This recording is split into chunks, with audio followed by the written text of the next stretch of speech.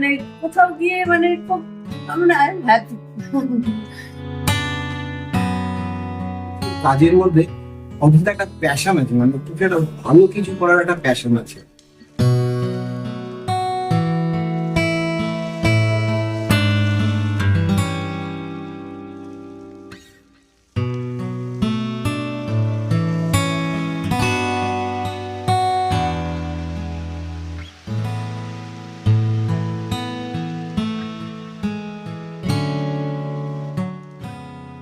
খুব rare quality আছে যেটা প্রমোশনে পাওয়া যায় না, সেটা হচ্ছে ডেট কমিট।